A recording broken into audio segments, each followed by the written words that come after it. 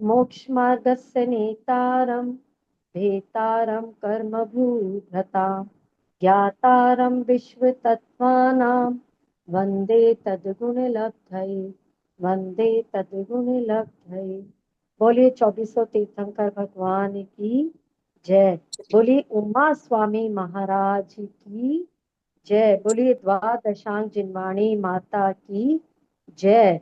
जैन धर्म की जय। मोक्ष शास्त्र के चौथे अध्याय का अध्ययन कर रहे हैं और हमारे कितने सूत्र हो गए थे? 13 हो गए थे ना? 13 सूत्र हो गए थे। तो एक बार कल का थोड़ा सा रिवाइज करा देती हूँ, फिर आगे पढ़ेंगे, है ना? तो सूत्र नंबर एक बार 10वां देखो वापस से। इसमें ये जो सूत्र है वो भवनवासी देवों के बारे में है। इसमें भवनवासी देवों के प्रकार बताए हैं कि कौन कौन से प्रकार हैं। भवनवासिनो सुरनाग विद्युत सुपर्णाग्नि वातस तनितो दधि द्वीप दिक कुमारा। ये भवनवासियों के 10 मतलब उनमें कौन कौन से देव है वो बताए हैं। तो देखिए वो कौन कौन से हैं।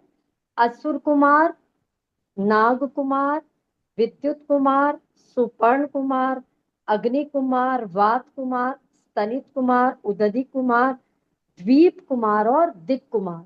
ये 10 प्रकार के भवनवासी देव हैं।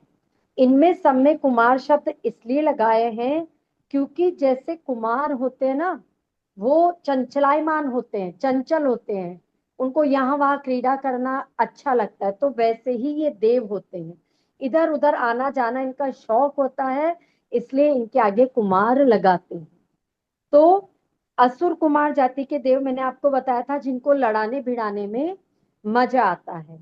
फिर बताया था नाग कुमार देव जो चंदन आदि के वृक्षों से जिनको लिपटने का शौक होता है, अच्छा लगता है उनको। विद्युत कुमार जो बिजली के समान चमकते हैं। सुपर्ण कुमार जिनको अपने शरीर पर पंख लगाना अच्छा लगता है। अग्नि कुमार जो देव क्या करते हैं, अपने मुकुटों से अग्नि पैदा कर लेते हैं, वो अग्नि कुमार देव। ये देव भगवान के पंच कल्याणकों में भी आते हैं। फिर वात कुमार जो भगवान जब चलते हैं ना, विहार करते, तो उनके रास्ते को शुद्ध करने का काम ये वात कुमार देव करते हैं। फिर स्तनित कुमार जिनके आने से शब्द मतलब शब्द गूंजते हैं, वो स्तनित कुमार। और उदधि कुमार जो क्या करते हैं, समुद्रों में क्रीड़ा करते हैं। और द्वीप कुमार जो द्वीपों में क्रीड़ा करते हैं। और दिक कुमार जो दिशाओं में क्रीड़ा करते हैं। बस थोड़ा थोड़ा स्लाइड स्लाइड सा डिफरेंस है, ज्यादा नहीं है। तो ये हमने पढ़ा था भवनवासी देवों के बारे में। फिर व्यंतर देव, अगला सूत्र है कि व्यंतर देव कितने प्रकार के होते हैं। तो ये हमने बताया था किन्नर, किमपुरुष, महोरग, गंधर्व, यक्ष, राक्षस और भूत पिशाच। ये व्यंतरों में 8 प्रकार के देव टाइप्स है, व्यंतरों के 8 टाइप्स है। अब इनकी देखो क्या है, हर एक जैसे व्यंतर का टाइप है एक किन्नर समझो, तो किन्नर के 2 इंद्र होंगे और 2 प्रति इंद्र होंगे। तो कुल मिलाकर के किन्नर में कितने इंद्र हो गए? 4। 4 हो गए। तो ये 8 है, भेद है, तो 8 चौक कितने हो गए? 32। यानी व्यंतरों में कितने देव बनेंगे? 32। नीलम जी आया समझ में? 8 प्रकार के देव है ना ये, सुनो 8 देव है। और हर एक में 2 इंद्र 2 प्रति इंद्र, तो 4 समझो, 4 इंद्र हो गए। तो एक में 4 है तो 8 में कितने हो गए? 32 हो गए, है ना? 8 मल्टीप्लाई बाई 4 यानी 32। ऐसे ही सेम भवन वासियों में लगाओ। भवन वासी में भेद है 10। 10 प्रकार के देवम। अब उसमें भी एक में 4 हो गए तो 10 में कितने हो गए टोटल? 40 हो 40। गए।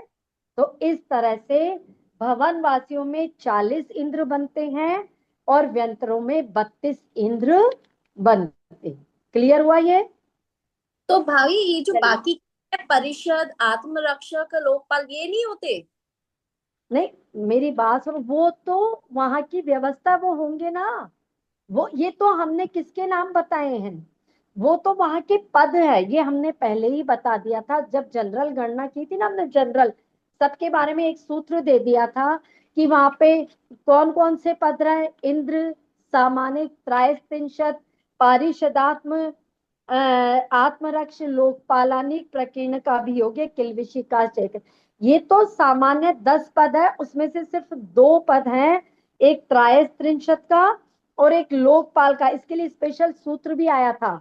इसी के हाँ। आगे जस्ट देखो कि त्रायस्त्रिंशत और लोकपाल व्यंत्रों में और ज्योतिषियों में ये 2 पद नहीं होंगे। वो तो पद है जो सारे देवों में है, लेकिन ये भेद है, ये इनकी जाति है, जो 8 प्रकार के बताए ना मैंने आपको, ये इनमें जाति है।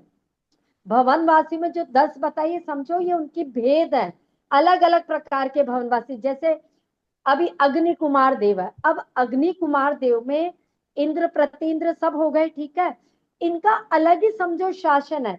तो वहां पे आत्मरक्ष भी है, वहां पे अभियोग्य भी, मतलब उनकी खुद की भी तो वो होगी ना, पूरा जैसे दरबार है उनका, ऐसा तो वो पद तो सब में है ना। ये अलग अलग मतलब वो हो गए, जैसे होता ना अलग अलग, जैसे राज्य नहीं होते। अभी जैसे मान लो मैं पंजाब में रह रही हूँ, तो पंजाब का एक अलग मुख्यमंत्री है, ठीक है, यहाँ की गवर्नमेंट अलग है, राजस्थान की अलग है, हरियाणा की अलग है ना।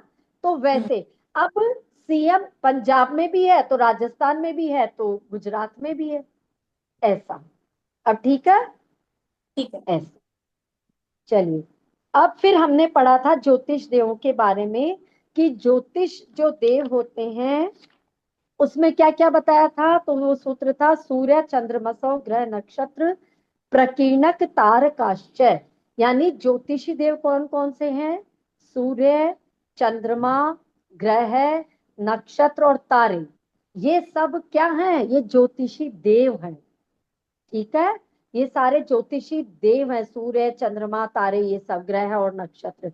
तो हमने आपको बताया था कि जम्बू द्वीप में कुल 132, सॉरी जम्बू द्वीप नहीं, 2.5 द्वीप है ना, 2.5 द्वीप में 132 सूर्य होते हैं, 132 ही चंद्रमा होते हैं, और एक चंद्रमा के परिवार में 28 नक्षत्र और 88 ग्रह और 66,900 कोड़ा कोड़ी तारे होते हैं, ठीक है। ये हमने बताया था एक चंद्रमा का परिवार। तो अब जितने जितने चंद्रमा बढ़ते जाएंगे उनका उतना उतना परिवार बढ़ता जाएगा। हमने यहां तक पढ़ लिया था क्लास में हमारे। तो यहाँ अब इन ज्योतिष देव की वजह से क्या क्या होता है वो अगला सूत्र हम देखेंगे, ठीक है। ये जो ज्योतिष देव है ना, इनके कारण क्या हो रहा है, तो सूत्र नंबर 14। ये अभी तक तो मैंने पहले वाला रिवाइज कराया था आपको। अब देखिए, तत्कृत काल विभाग है, तत् ऐसा करने से, ऐसा करने से क्या, ऐसा का मतलब क्या, तो चलो पहले वाला सूत्र वापस से देखो क्या था उसमें, मेरु प्रदक्षिणा नित्य गतयो नृलोके, है ना, कि वो मेरु की प्रदक्षिणा नित्य करते रहते हैं, मेरु पर्वत की प्रदक्षिणा करते, चारों तरफ उनके चक्कर लगाते रहते हैं। कौन लगाता है, मैंने बताया था सूर्य, बताया था चंद्रमा, ग्रह, नक्षत्र और कुछ तारे। तो ये क्या करते हैं, चक्कर लगाते हैं किसके, सुमेरु पर्वत के चारों तरफ। अब सुमेरु पर्वत के चारों तरफ जैसे सपोज करो, ये देखो, ये मैंने आपको दिखाया, ये समझो ये हमारा जम्बू द्वीप है, और जम्बू द्वीप में ऐसे सुमेरु पर्वत खड़ा है ना, ठीक है।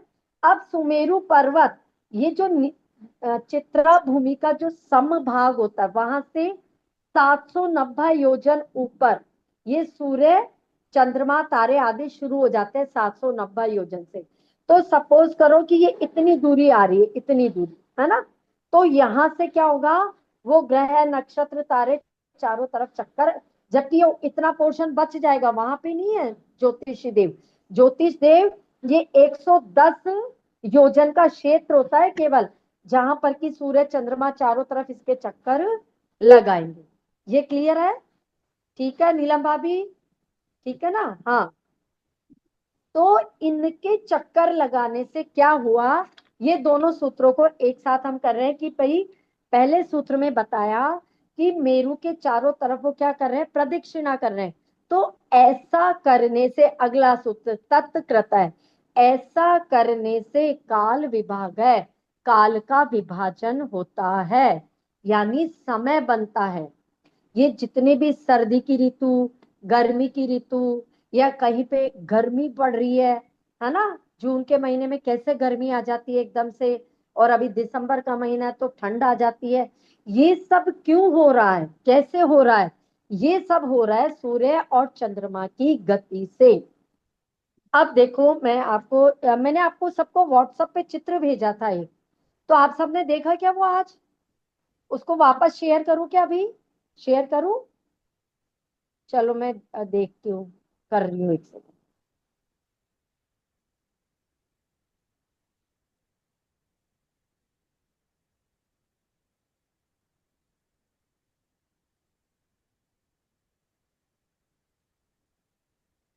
एक ही नहीं बना, एक सेकंड।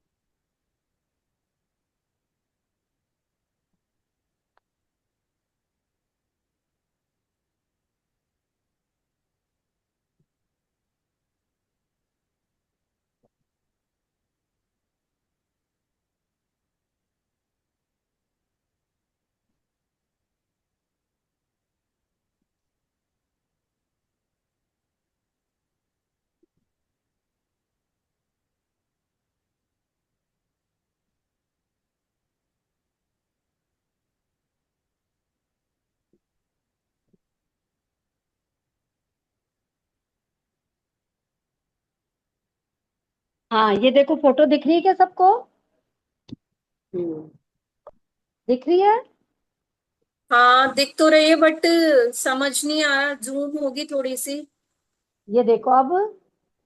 हाँ अब ठीक है। ठीक है। हाँ चलो ठीक। इस चित्र को समझते हैं हम थोड़ा सा, कि सूरज कैसे चक्कर लगाता है ना, वो चीज मैं आपको समझाने की कोशिश करती हूँ। ये देखो बीच में मैंने एक डॉट बनाया, वो दिख रहा है आप लोगों को? हाँ जी। वो है सुमेरु पर्वत। ठीक है। और हम्म। सुमेरु पर्वत के चारों तरफ सूरज चक्कर लगाएगा। मैंने कुछ येलो बनाया है, कुछ ग्रीन और कुछ ब्लू। वो इसलिए बनाया है कि सुमेरु पर्वत का खुद का ही विस्तार, एक छोटा छोटे डॉट से गोला बनाया ना, वो बता रहा है कि इतना तो सुमेरु पर्वत खुद ही चौड़ा है, तो वहां पे तो सूरज कैसे जाएगा, नहीं जाएगा। और फिर उसके बाद में 180 योजन आप छोड़ दो, मतलब एरिया, तो उसके बाद से क्या है, सूरज चक्कर लगाना चालू करता है। इतना एरिया छोड़ दो जम्बू द्वीप में, कि पहले जितना सुमेरु पर्वत है उतना, उसके बाद में 180 योजन। तो वहां से मैंने जो दूसरा ब्लू डॉट लगाया कि वो सूरज अब चारों तरफ चक्कर लगा रहा है सुमेरु पर्वत के। ठीक है। अब ये क्या है, राउंड राउंड राउंड राउंड करके पूरा बाहर तक चला जाता है सूर्य, और ऐसे ही राउंड राउंड घूम करके अंदर वापस आ जाता है। अब तो ये कितनी, मतलब ये जो मैंने दिखाई है ना गोल गोल, ये ऐसी 184 गलियां होती है, 184। यानी जैसे मान लो हमारे सड़क होती है ना, हम सड़क पर चलते हैं, तो ऐसे ही सूरज को चलने के लिए ऐसी, मतलब पथ बने हुए हैं, रास्ते बने हुए हैं, और ये गोल है सब, इनको बोलते हैं वीथी। तो ऐसी 184 यानी 184 गलियां बनी हुई है। तो वो अंदर से प्रारंभ होकर के बाहर की तरफ जाती है। अब बाहर की तरफ का मतलब क्या हुआ, बाहर की तरफ का मतलब ये है कि जम्बू द्वीप के अंदर 65 गलियां बनी हुई है, और बाकी की जो 119 गलियां वो लवण समुद्र तक भी चली जाती है। यानी वो सूरज आप देखो, केवल जम्बू द्वीप में ही चक्कर नहीं लगा रहा है, वो लवण समुद्र में भी चक्कर लगा रहा है। तो 65 गलियां जम्बू द्वीप के अंदर हो गई, और 119 गलियां लवण समुद्र में हो गई। तो ऐसे कुल मिलाकर के ये कितनी गलियां बन गई, 184। देखो 184 शो करना, यहाँ पे मेरे को शो नहीं कर पा रही थी तो मैंने तो कुछ बनाई है, ये सिर्फ समझने के लिए देख लो आप, है ना। कि एक जो ब्लू कलर का बना है क्यों वहां तक क्यों? जम्बू द्वीप है, उसके अंदर जम्बू द्वीप की गलियां, और उसके बाहर लवण समुद्र के बाहर फिर गोल गोल जो बनाया है वो वहां की गलियां हैं, कि जिसमें ये सूरज चारों तरफ चक्कर लगाएगा। और ये एक गली खुद 2-2 योजन की है। एक गली कितने की है? 2-2 योजन की है। और ये 510 योजन का क्षेत्र होता है जहां की सूरज घूमता है, 510 योजन का। ठीक है। और अब ये देखो, जब सूरज क्या है, मैंने यहाँ लिखा एक एरो से दिखाया दक्षिणायन, यानी सूरज जब सबसे पहली गली में होगा ना, सुमेरु पर्वत के पास में सबसे फर्स्ट पोजीशन पे, यहां से वो बाहर की तरफ जाएगा, उसको बोलेंगे दक्षिणायन। यानी अंदर से वो गोल गोल घूमता घूमता घूमता लास्ट में जब बाहर वाली गली में आ जाएगा, तो अंदर से बाहर जाने को बोलते हैं दक्षिणायन। यानी तब क्या होगा, सबसे बड़ा दिन होगा जो 18 मुहूर्त का होता है। और एक मुहूर्त कितना, 48 मिनट का। तो आप हिसाब लगा लो कि दिन कितना होगा, कितना दिन हो, कितने मतलब मिनट का दिन हो जाएगा। और रात छोटी हो जाएगी, वो 12 मुहूर्त की रात हो जाएगी। कब? दक्षिणायन के समय। और ये शुरू कहाँ से होता है? ये शुरू होता है सावन मास से, सावन के महीने से। पहला जब शुरू हो रहा है ना दक्षिणायन, तो उस समय सावन का पहला दिन होता है। तब ये अंदर से बाहर की तरफ गमन करना चालू करता है। फिर उसके बाद में जब वो, अब देखो इसको, 184 गलियां है ना, इन 184 गलियों को पार करने में कितने दिन लगेंगे, बता सकता है कोई? 184 गलियों को पार करने में 183 दिन लगेंगे। क्यों? क्योंकि देखो वो पहली गली में तो है ही है, अब पहली गली से वो दूसरी गली में चला गया, दूसरी से तीसरी में, क्योंकि चक्कर लगाता लगाता वो दूसरे उसमें पहुंच गया। तो 184 गलियों को पार करने में 183 दिन लगते हैं। तो जाने में भी 183 दिन लगेंगे, और वापस आने में भी 183 दिन लगेंगे। तो कुल मिलाकर के कितने दिन हो गए? 6 महीना आना, 6 महीना जाना। 183 प्लस 183 कितने हो गए? 366। यानी एक साल में जैन धर्म के हिसाब से 366 दिन होते हैं। ठीक है, कितने हो जाएंगे? 366 दिन हो जाएंगे। तो एक काउंटिंग में कैसे करेंगे? हम जब काउंट करते हैं तो 365 डेज आते हैं, तो वो लीप देखो ईयर। थ्री, कैसे 183 को काउंट गिनो कितने हुए। नहीं, ये तो 366 समझ में आ गया, लेकिन इन जनरल हम अपने 12 महीनों के डेज मेरी देखते थे। मेरी बात सुनो, हमने क्या बोला कि जैन धर्म का जो गणित है ना, वो उनसे अलग है। हम अच्छा। देखो, हम मेरी बात सुनो, हम क्या मानते हैं, हम लोग क्या मानते हैं कि बोलो, सॉरी, साइंस क्या बोलती है कि पृथ्वी घूम रही है, मानते हैं वो, बोलते हैं ना। हम्म। जबकि हमारा जैन धर्म क्या कहता है, पृथ्वी तो स्थिर है, सूरज और चंद्रमा घूम रहे हैं। और वो क्या बोलते हैं कि सूरज चंद्रमा स्थिर है, पृथ्वी घूम रही है। इसमें बहुत बड़ा लॉजिक है। देखो इसको हम कैसे सिद्ध कर सकते हैं कि हम यहाँ पर बैठे हैं, ठीक है। अब रात के समय में जब हम बाहर निकलते हैं, तो एक ध्रुव तारा बोलते हैं कि ध्रुव तारा जो होता है वो स्थिर होता है। वो हम्म। ध्रुव तारा कभी भी अपनी जगह से हटता नहीं है। यदि वो पृथ्वी घूम रही होती तो इसका मतलब हम भी पृथ्वी के साथ घूमते। अब हम्म। हम भी यदि घूमते, तो फिर उस ध्रुव तारे की स्थिति बदलनी चाहिए थी ना, हम्म। बदलनी चाहिए थी या नहीं बदलनी चाहिए थी? लेकिन वो तो वहीं का वहीं दिख रहा है, और ऐसा नहीं कि मेरे को ही, जो भी उसको देख रहा है सबको वो फिक्स पोजीशन पे दिख रहा है। तो इसका मतलब ये है कि भाई पृथ्वी तो स्थिर ही हुई ना। वो चीज जो हमें एक जगह एक जने को दिख रही है, सबको वही दिख रहा है। अगर तो देखो आप अपनी जगह से देखते और पृथ्वी घूमती, आपकी पोजीशन चेंज हुई तो वो भी हमें अलग जगह दिखता फिर। लेकिन हम तो हमेशा जब देखते तो वो हमें एक ही जगह दिख रहा है। इसका मतलब ये है कि वास्तव में पृथ्वी तो स्थिर है, और कौन घूम रहा है?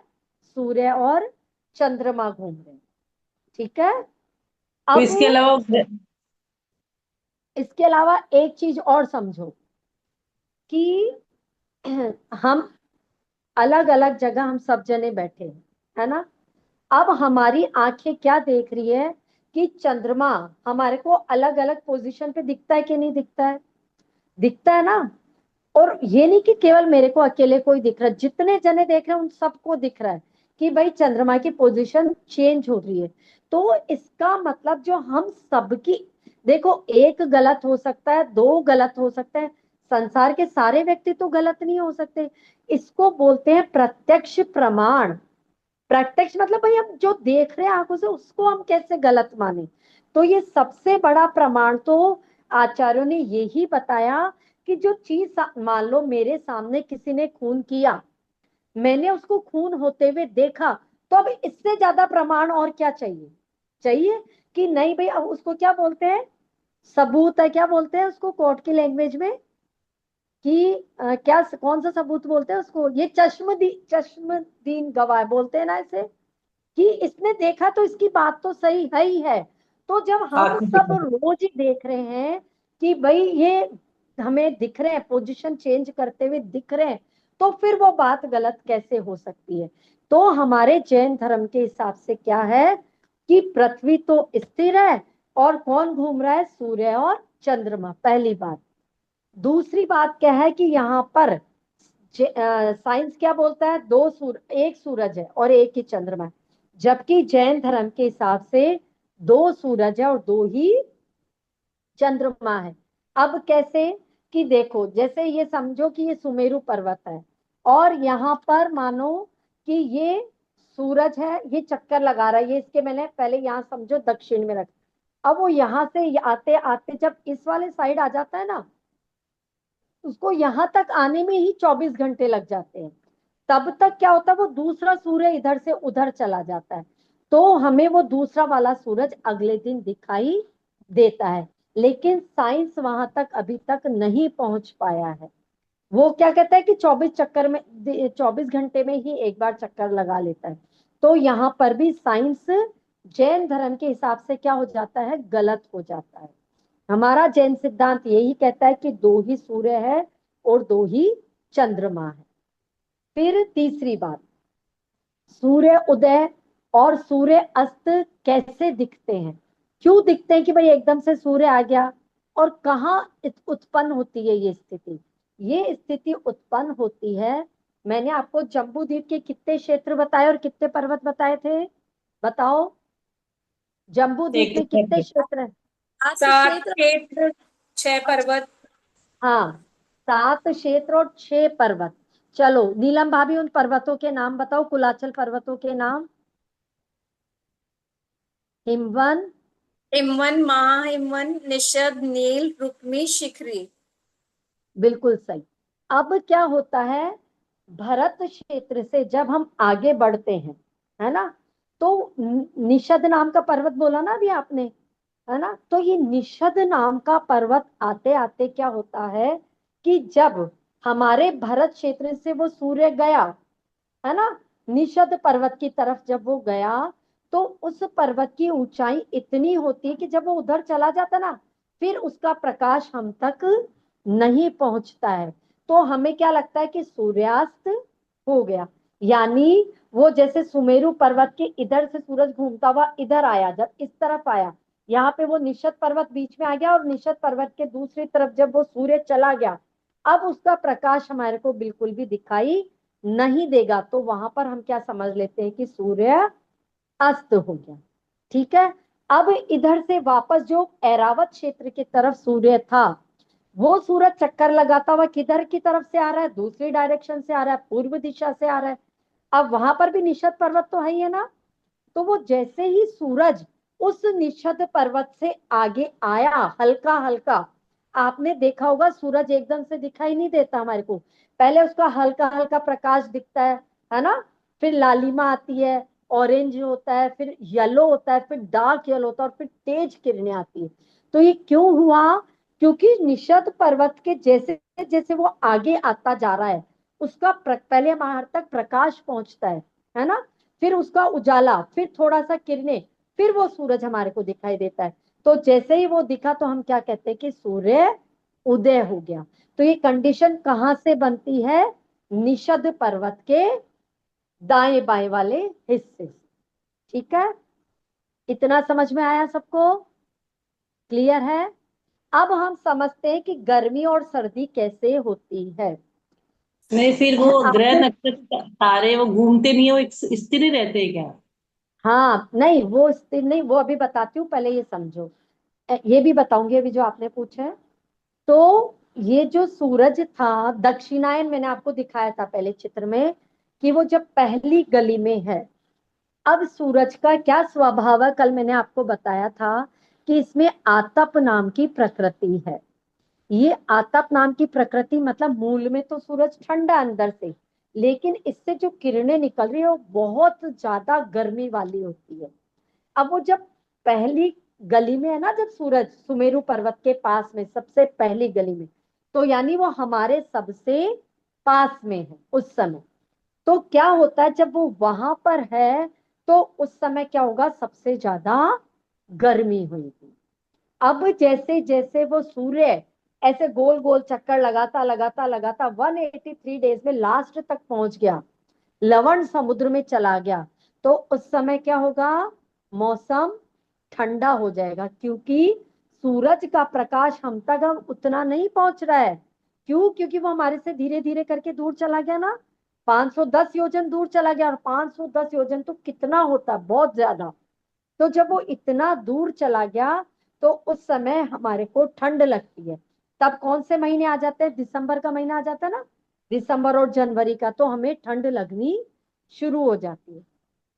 और वापस जब वो उत्तरायण करता है, उत्तरायण मतलब जब धीरे धीरे वापस अंदर की तरफ आ रहा है, तो मौसम वापस धीरे धीरे धीरे धीरे क्या होने लग जाता है, गर्मी वाला होने लग जाता है।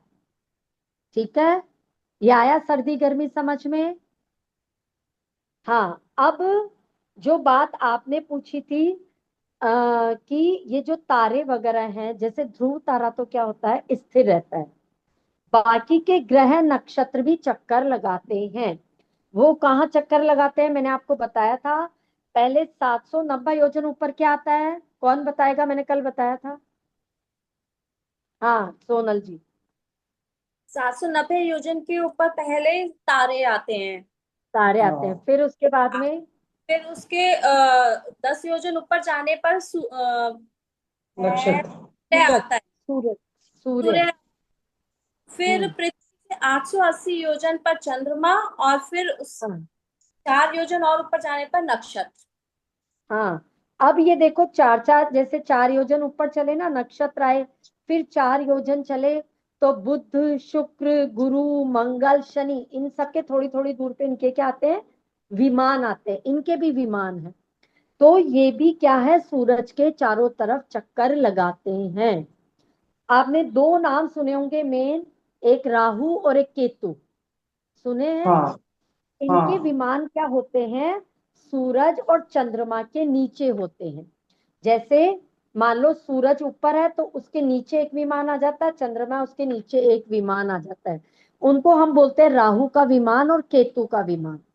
अब क्या होता है, कभी कभी समटाइम्स, नॉट ऑलवेज, रोज नहीं, कभी कभी क्या होता है कि सूरज और नीचे वो राहु केतु के जो विमान थे दोनों में से एक, वो पूरा क्या करता है, सूर्य को ढक देता है ना। तो ढक देने से क्या होता है, हम तक प्रकाश नहीं पहुंचता, या कम पहुंचता है, जितना ढका उतना तो नहीं पहुंचता, बाकी वाले एरिया से पहुंच जाता है।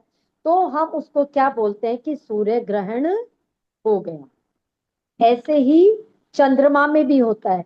जब रात क्या होती है, वैसे तो उजेली होती है, उजाला आता है, लेकिन जब वो किसी दूसरे विमान के द्वारा ढक दिया जाता है तो वो प्रकाश हम तक नहीं पहुंचता, और हम इसको क्या बोलते हैं, चंद्र ग्रहण हो गया।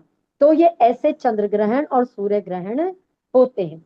बाकी रही बात ग्रहों की, तो देखो ग्रह अपना काम करते हैं, उनका काम चक्कर लगाना है, लेकिन हम जो आज इन बहुत बड़ी ज्योतिषी में पड़ जाते हैं ना, और पता नहीं क्या क्या करने लग जाते हैं कि ये ग्रह हमारा कुछ बिगाड़ देंगे, इनकी दशा सुधारने के लिए ये करो वो करो। तो ये सब देखो जो पंडितों की बातें हैं ना, उसमें हमें नहीं पढ़ना चाहिए। ग्रह नक्षत्र का देखो इफेक्ट पड़ता है, जरूर पड़ता है, ये हमारा ज्योतिष शास्त्र भी है। लेकिन जो सही सही ज्योतिष बताने वाले आचार्य हैं, या तो उनसे समझो ये बात कि किस पर कितना फर्क पड़ता है और हम हमारा उससे चेंज कर सकते हैं या नहीं। तो वो कहते हैं कि तुम चेंज अगर करना है ना, तो तुम्हारे पास में तुम्हें सबसे बड़ा मंत्र दे दिया, नमोकार मंत्र, जिनेंद्र भगवान की पूजा अर्चना दे दी। इससे तुम अपने कर्म वैसे ही काट सकते हो। तुम्हें कोई ग्रह नक्षत्रों के चक्कर में पड़ने की जरूरत नहीं। हमारा ज्योतिष शास्त्र जो है, और बाकी हमारे जो आचार्य है ना, जिन्होंने ज्योतिष शास्त्रों का गहन अध्ययन किया है, या फिर उनसे पूछो। जो साधारण कोई पंडित है, अपने पोथी पाने उठाए कुछ भी बोल दिया, आप उनके झांसे में आ जाओ और कुछ भी करने लग जाओ, तो इन बातों से हमें बचना चाहिए। हमारा ज्योतिष शास्त्र बहुत बड़ा है, अच्छा है, और या तो उसको पूरा पढ़ो तो हम बातें जाने अंदर की। हमने पढ़ा भी नहीं है अभी तक इन चीजों को, तो इसलिए किसी के चक्करों में ना फंसे। ठीक है। हाँ, तो ये हो गया हमारा। हाँ, अभी एक चीज और रहती है इसमें। मैंने बताया था तत्कृत है काल विभाग है, ऐसा करने से काल का विभाजन होता है। तो हमने ये तो देख लिया कि सूर्य को एक गली पार करने में कितना टाइम लग रहा है, एक दिन। ठीक है ना। पूरा एक दिन लगा और एक रात, हमारे पास में 24 घंटे में दूसरा सूर्य आ जाता है। तो ये दिन रात किसकी वजह से बने, यानी काल का विभाजन हुआ ना। काल का विभाजन हुआ, फिर ऋतुओं का विभाजन भी किसकी वजह से हुआ, सूरज के चारों तरफ चक्कर लगाने से हुआ। और सूरज के तो देखो 184 गलियां चक्कर लगाने के लिए, लेकिन जो चंद्रमा है उसकी कितनी गलियां होती हैं, उसकी मात्र कहते हैं 15 ही गलियां होती है। और चंद्रमा का आकार सूरज के आकार से बड़ा होता है। ठीक है, उसका आकार क्या है, उससे बड़ा होता है। फिर ये जो सूरज चंद्रमा है, क्योंकि ये लवण समुद्र तक भी जा रहा है, तो वहां पर जाकर के भी ये सूर्य क्या है, अपना प्रकाश फैलाता है। ठीक है।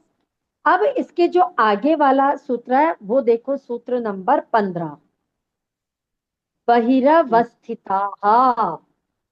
हाँ, दीपा जी लाडनों से पढ़िए, बहिरवस्थिता। बहिरवस्थिता। हाँ, इसका क्या मतलब हुआ, बहिर यानी जो बाहर हैं, अवस्थिता वो अवस्थित हैं। अब इसका क्या मतलब निकलेगा, जो बाहर है वो अवस्थित है। इसका मतलब ये है कि अभी तक हमने जो ज्योतिषी देव पढ़े ना, वो सारे हमने ढाई द्वीप के पढ़े। जो ढाई द्वीप आपको पढ़ाया कि जम्बू द्वीप, धातकी खंड और पुष्करार्ध द्वीप, यहाँ तक में हमने सूर्य और चंद्रमा की व्यवस्था आपको बताई कि वहां से ऐसे ऐसे प्रकाश होता है। अब ढाई द्वीप के बाहर, वहां पर भी सूर्य है, वहां पर भी चंद्रमा है, सब कुछ है, लेकिन वो कैसे हैं, अवस्थिता। वो अवस्थित हैं, वो चलायमान नहीं है।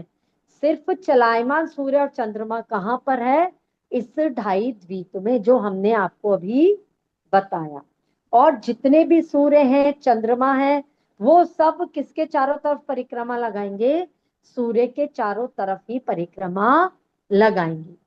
अब प्रश्न यहाँ पर ये उठता है कि जो बाहर के द्वीप हैं, तो वहां पर फिर कैसी व्यवस्था बनती होगी दिन रात की। भाई वहां तो जो सूरज है ना, तो वो तो एक ही जगह स्थित है। तो वहां जैसे जहां पर सूरज है ना, तो वहां पे उजाला है तो उजाला ही रहेगा, जिस क्षेत्र में सूरज का प्रकाश जा रहा है। और जिस क्षेत्र में सूर्य का प्रकाश नहीं जा रहा है, सपोज करो चंद्रमा का प्रकाश जा रहा है, तो वहां रात ही रही, यानी वहां पे काल का परिवर्तन होगा ही नहीं। तो वहां पर क्या होगा, जैसी स्थिति बनी हुई है ऑलवेज वैसी ही स्थिति रहेगी। दिन रात का भेद सिर्फ कहां पर होता है, ढाई द्वीप के अंदर। तो फिर अब आप फिर क्वेश्चन पूछ सकते हो कि भाई ये ज्योतिषी देव तो केवल मनुष्य लोक में ही तो है, 790 योजन से लेके 810 योजन तक। तो हमने तो ये सुना है जो ऊपर ऊर्ध्व लोक है वो तो कितना ऊपर, 810 योजन से 1 लाख योजन का तो सुमेरु पर्वत ही आ जाता है। फिर उसके ऊपर ऊर्ध्व लोक में देवता लोग हैं, तो वहां पे दिन रात का क्या होता है? तो ये तो हमने आपको पहले ही बताया था कि वहां दिन रात होते ही नहीं है, वहां पे हमेशा दिन ही रहता है। कैसे रहता है दिन?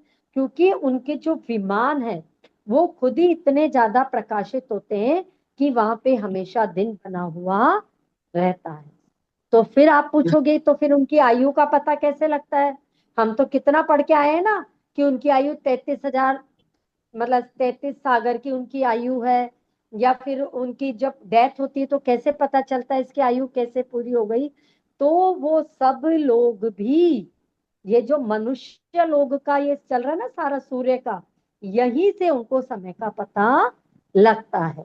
वहां पे काल का कोई विभाजन नहीं होता है, चाहे मनुष्य लोग हैं या ऊपर वाले जो स्वर्ग लोक के देवता लोग हैं, वो सब काल के लिए, आयु के लिए कहाँ देखते हैं? मनुष्य लोक में ही देखते हैं। नरकवासी हैं तो वो भी यहीं से पता लगाते हैं। फिर अब जैसे कार्तिक आई, अपन कहते हैं ना अठाइयां आती है, साल में 3 बार अठाइयां आती है, तो नंदीश्वर द्वीप में सारे देवता लोग जाते हैं। तो उनको कहाँ से पता चलता है? उनको भी यहीं से पता चलता है कि अब क्या चालू हो गई है, अठाइयां चालू हो गई है। यहाँ के समय के हिसाब से ही फिर वो नंदीश्वर द्वीप आदि जगहों पर जाते हैं। तो देखा ये सूत्र कितने इंपॉर्टेंट थे, कितनी अच्छी बात हमारे को पता लगी। नहीं तो हमें पता था कि हमारा मनुष्य लोग कितना इंपॉर्टेंट है, कि देवता लोग भी यही से समय का, उम्र का, सबका पता लगाते हैं। ठीक है ना? ऋतुओं का भी नहीं विभाजन तो यहीं से हुआ, नहीं तो सर्दी वहां गर्मी क्या का। तो स्वर्ग में क्या दिन रात नहीं होते हैं क्या? नहीं, वहां पे सिर्फ दिन ही होता है, वहां पे रात नहीं होती अच्छा। तो है वहां ना? पर भी हाँ, सर्दी गर्मी ऐसा कुछ नहीं होता होगा? वहां तो देखो जो देवता लोग हैं जिनको भगवान का अभिषेक पूजन करनी है वो तो वहां चले जाते हैं। वहां पर क्या होता है, उनके इतने सुंदर वो बने हुए होते हैं, जैसे वन वन बने हुए हैं, बावड़ियां बनी हुई है, वो लोग क्रीड़ा करने चले जाते हैं। अभी आपको मैंने चार्ट दिखाया नहीं, आया नहीं प्रकरण। वो लोग पता है जो देवता लोग क्रीड़ा में रम जाते हैं, जो उनका वापस आकर के इनमें जन्म हो जाता है, 2 इंद्रिय 3 इंद्रिय जीवों में। क्यों? क्योंकि वो किस में रह गए, घूमने फिरने में ही रह गए। जैसे हम मनुष्य हैं, हमारा ही देख लो उदाहरण। हमारे में से कुछ मनुष्य ऐसे हैं जो धर्म करते हैं, धर्म की प्रभावना कर रहे हैं, है ना? लेकिन कुछ क्या है, कुछ है जो लगे हुए हैं, किसी को टीवी देखना है तो वो टीवी देख रहे हैं, घूमने फिरने जा रहे हैं, स्विमिंग पूल में जा रहे हैं, है ना? तो वो अपना टाइम वेस्ट करे, तो सोच लो वो कहाँ जाएंगे। ऐसे ही व्यवस्था वहां पर भी बनी हुई है। मतलब वो उसमें चले जाते हैं, 2 इंद्रिय में, 3 इंद्रिय में, 4 इंद्रिय में, असंगी पंचेंद्रिय में, सब जगह उन देवों का जन्म हो जाता, उतने उनके अपने अपने कर्मों के हिसाब से। एक बात और ठीक है? बताइए, जैसे जैसे अभी आपने कहा सूर्य की गलियां लवण समुद्र तक जाती हैं, तो पुष्कर द्वीप तक भी जाती हैं, वो वहां तक भी जाता है? नहीं नहीं नहीं नहीं, सिर्फ नहीं। लवण समुद्र तक ही उनकी 510 योजन का एरिया है टोटल, जिसमें सूरज घूमता है, बाकी उसके आगे नहीं। तो फिर वहां पुष्कर द्वीप में अपना अलग सूर्य है, वहां पे दिन नहीं रात वहां होता है? नहीं, दिन रात वहां पर भी होते हैं, लेकिन वो इन्हीं सूरज और चंद्रमा